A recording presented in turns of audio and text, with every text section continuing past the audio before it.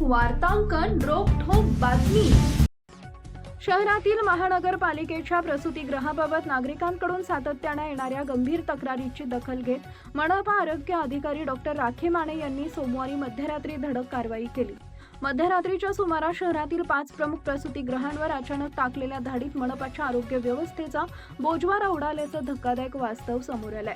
या प्रकरणी 2 कर्मचाऱ्यांना जागेवरच दंड ठोठावण्यात आला असून 7 परिचारकांसह संबंधित वैद्यकीय अधिकाऱ्यांना कारणे दाखवा नोटिसा बजावण्यात आल्या।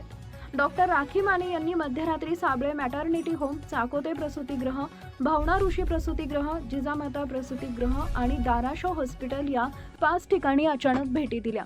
त्यातील भावना ऋषी रुग्णालय आणि दाराशो हॉस्पिटल चक्क बाहेरून कुलूप असल्याचं आढळून आले।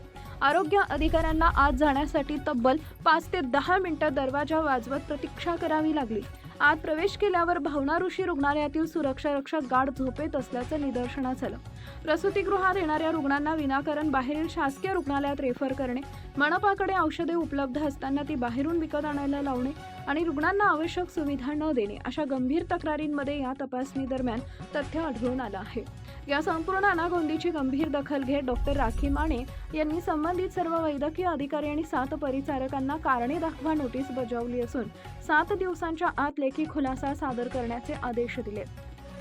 गरिबांना वेळेत आणि मोफत उपचार मिळावेत यासाठी असलेल्या या प्रसूतिगृहांची अवस्था सुधारण्यासाठी ही रात्रीची सरप्राईज व्हिजिट करण्यात आली असल्याचं प्रशासनाकडून सांगण्यात आलंय। या धडक कारवाईमुळे मनपाच्या आरोग्य वर्तुळात प्रचंड खळबळ उडाली आहे। महाराष्ट्रातील महत्त्वाच्या आणि ताज्या बातम्या पाहण्यासाठी आमच्या जय हो न्यूज चॅनलला सबस्क्राईब करा आणि बेल आयकॉन प्रेस करा।